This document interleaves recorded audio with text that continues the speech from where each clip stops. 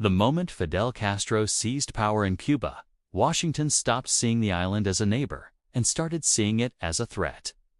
Just 90 miles from the U.S. coastline, a revolutionary government had emerged that openly defied American influence, nationalized U.S. assets, and aligned itself with the enemy at the heart of the Cold War. For the United States, this was not just a political loss. It was a strategic nightmare unfolding in real time. The Cuban Revolution had shattered decades of American dominance in the region. Castro was not supposed to win. Yet he did, and worse, he survived. Every attempt to pressure him diplomatically failed. Economic sanctions hardened his resolve. Intelligence reports made one thing clear: Castro was consolidating power faster than Washington expected. And his popularity inside Cuba was growing, not collapsing. Then came the Bay of Pigs. In 1961, a CIA-backed invasion meant to overthrow Castro ended in humiliating failure. Cuban forces crushed the operation within days. The world watched as the United States denied involvement, while Castro stood stronger than ever. Inside the White House, the damage was severe. Credibility was shattered. Authority was questioned, and one conclusion became unavoidable: open force had failed. President John F. Kennedy now faced a dangerous reality. Removing Castro through invasion would risk war with the Soviet Union. Doing nothing would allow a hostile regime to thrive in America's backyard. The solution had to be invisible, silent, deniable. What followed was not a retreat, but a shift into shadows. Behind closed doors, a new strategy was approved: no troops. No troops, no flags, no declarations. Instead, Cuba would be destabilized from within. The objective was simple in theory, ruthless in execution: break the regime without firing a single official shot. Make the government collapse under pressure it could not trace. This plan was given a name: Operation Mongoose. Unlike previous efforts, this was not a single mission. It was a sustained covert war, a campaign designed to weaken Castro's grip by attacking the foundations of his rule: the economy, public confidence, internal loyalty, and control over information. Every action would look accidental. Every failure would appear internal. Every success would remain officially non-existent. The CIA was placed at the center of the operation, but it was not acting alone. The Pentagon, intelligence agencies, and the highest levels of the U.S. government were involved. What made Operation Mongoose different was its scale. This was not espionage for information. This was espionage for destruction. Inside Cuba, the ground was already shifting. Castro was tightening security. Revolutionary courts were active. Opposition voices were being silenced. The window to act was closing. Intelligence warned that once Soviet backing deepened, removing Castro would become nearly impossible. Time was running out. Operation Mongoose was born not out of confidence, but out of fear. Fear that Cuba would become a permanent symbol of American failure. The mission was clear, the risks enormous, and the consequences unpredictable.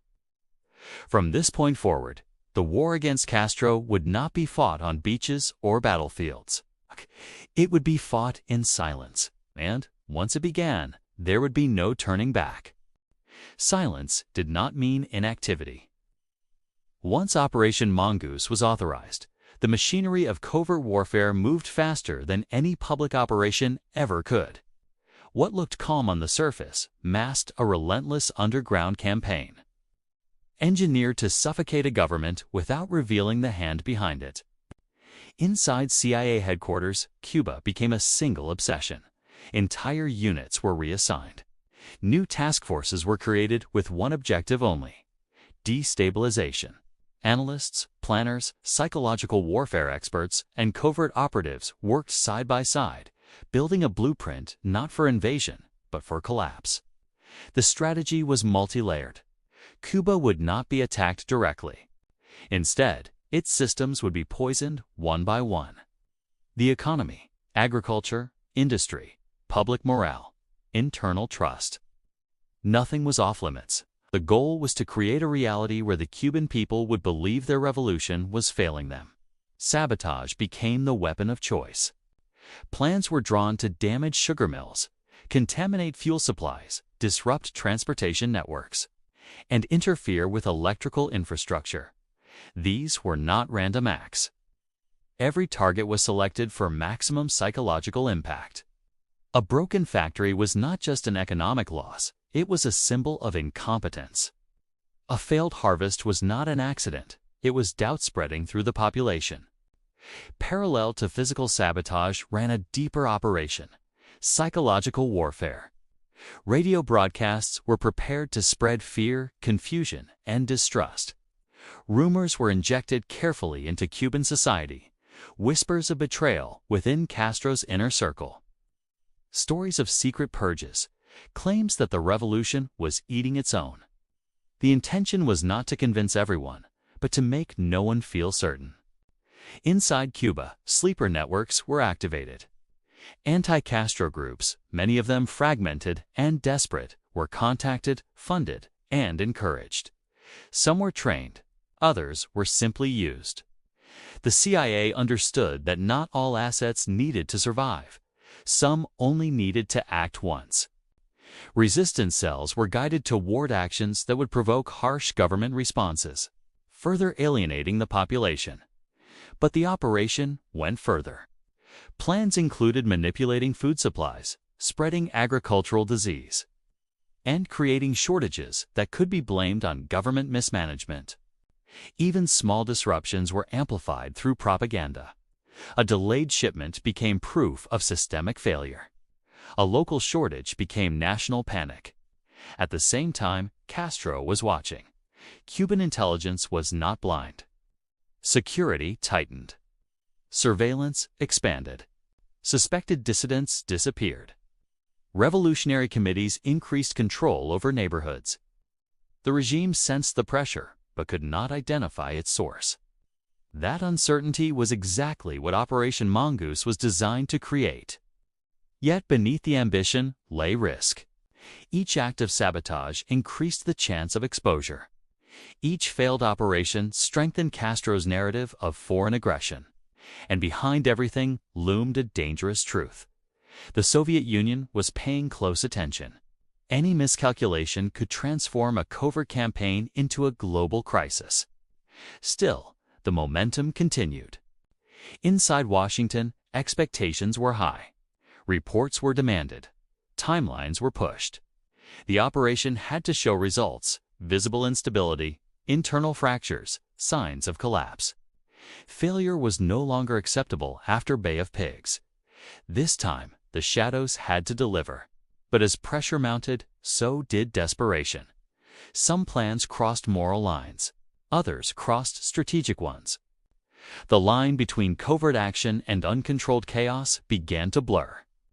What had started as destabilization was inching toward something far more dangerous. A campaign that might ignite forces even its architects could not control. Operation Mongoose was no longer preparation, it was execution. And the deeper it went, the harder it became to stop. Because once a covert war reaches this stage, retreat is not an option, only escalation. At this stage, sabotage was no longer enough.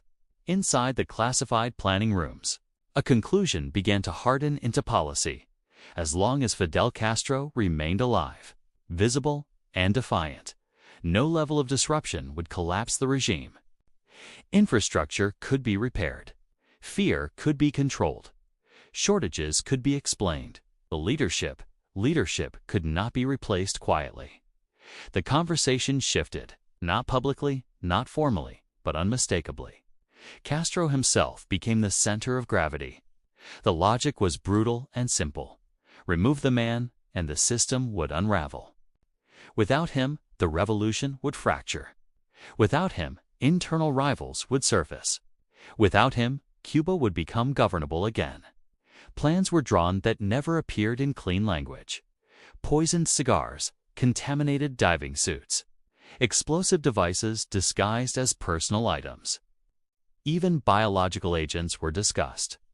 Each idea more extreme than the last, each rejected and revived again under new urgency. Plausible deniability mattered less now than results. Assets were evaluated not on loyalty, but proximity. Anyone who could get close to Castro became a potential tool. Defectors, disillusioned insiders, criminal intermediaries, even organized crime figures were quietly approached. The objective was access, nothing else. Meanwhile, Cuban intelligence tightened its grip. Castro understood that survival depended on paranoia. Security became obsessive. Movement patterns changed constantly. Inner circles shrank. Guards were rotated. Every interaction was treated as a potential threat. The leader of the revolution was no longer just governing, he was actively evading death. Each failed plot increased the stakes. Every aborted attempt hardened Castro's rhetoric and strengthened his claim of permanent American aggression. Every rumor of assassination unified his supporters further. The psychological effect began to reverse. Instead of doubt, resistance grew. And then the operation reached a dangerous threshold. The Soviet Union stepped closer. Military advisors increased. Intelligence sharing deepened. Cuba was no longer isolated. It was becoming a strategic outpost. What had begun as a covert destabilization campaign was now influencing global power alignment. Inside Washington, alarms went off. Operation Mongoose was producing pressure but not collapse, instability but not surrender. And now, consequences were multiplying faster than control. The question was no longer whether the operation was aggressive enough. The question was whether it had gone too far. Yet stopping was impossible. Resources had been committed. Political capital had been spent. Retreat would signal weakness not just to Cuba, but to the world. The operation had created its own momentum, feeding on escalation and expectation. This was the point of no return. Every additional move increased the risk of exposure. Every failed action brought retaliation closer. The shadows were getting crowded. Too many actors, too many variables, too many lines crossed. Operation Mongoose had transformed. It was no longer a secret plan to undermine a government. It was an uncontrolled covert war against a regime that refused to fall and was learning, adapting, and preparing to strike back. And as intelligence reports began to mention unusual military movements, reinforced defenses, and Soviet assets appearing closer than expected, one reality became impossible to ignore. This operation was no longer shaping history from the shadows. It was pushing the world toward a confrontation it might not survive. By late 1962, the shadows around Cuba began to shift. Intelligence reports stopped talking only about sabotage damage or internal dissent. New signals appeared, heavier shipments, unfamiliar equipment, restricted zones expanding overnight. What initially looked like defensive reinforcement began to resemble something far more dangerous. Soviet fingerprints were no longer subtle. Missile components moved under cover of darkness. Launch sites were disguised as agricultural projects. Cuban air defenses grew denser, tighter, more disciplined. This was no longer a small ally being protected. This was a front line being constructed. Operation Mongoose had triggered a response far beyond its original scope. When reconnaissance imagery confirmed offensive nuclear missiles on Cuban soil, the covert war exploded into open global crisis. The United States was no longer dealing with a hostile island 90 miles away. It was staring directly into a nuclear standoff. The Cuban Missile Crisis was not a separate event. It was the consequence. Every act of sabotage, every assassination attempt, every destabilization effort had convinced Havana and Moscow of one truth: Cuba would never be safe unless America was deterred completely. Missiles were not escalation. They were insurance. Inside Washington, the realization was brutal. Mongoose had lost strategic control. What began as a deniable operation to weaken Castro had helped push the world to the edge of nuclear war. Decisions were now being made in daylight, not shadows. Diplomacy replaced covert action because secrecy could no longer contain the risk. Quietly, without public acknowledgement, Operation Mongoose was halted. Not ended with victory, not concluded with success. Simply stopped. The infrastructure of sabotage remained, but active operations froze. Assassination plots vanished into classified archives. Assets were cut loose. Funding was redirected. The operation that once promised regime collapse had instead hardened the regime permanently. Castro survived, not weakened, empowered. Internally, his grip tightened. Dissent was framed as foreign collaboration. Surveillance expanded. Loyalty became survival. Externally, Cuba secured its place as a symbol of resistance against American intervention. For the CIA, Operation Mongoose became a lesson written in silence. It demonstrated the limits of covert power. It exposed how pressure without precision creates backlash. And it proved that removing a government is far easier than controlling what replaces it. The files were sealed, the failures unspoken. The operation publicly erased. But its consequences remained embedded in Cold War history. Because Operation Mongoose did not just fail to remove Fidel Castro, it helped reshape global nuclear strategy. It altered intelligence doctrine, and it marked the moment when covert warfare came dangerously close to ending the world it was meant to protect. This was not the end of the mission. It was the moment the mission proved that some operations succeed only in teaching what should never be repeated. Operation Mongoose was never meant to be remembered. Was designed to exist in fragments, in denials, in classified silence. But history has a way of pulling shadows into the light. What began as sabotage became obsession. What was planned as control turned into resistance. And what was meant to end a revolution only strengthened it. This operation did not fail loudly. It failed quietly, leaving behind lessons written in secrecy rather than victory. It proved that power exercised in the dark does not always bend reality. Sometimes it hardens it. And that is the most dangerous outcome of all. Because when covert wars end without answers, they do not disappear. They evolve. This was Operation Mongoose, not a story of success or defeat, but a warning about the limits of hidden power.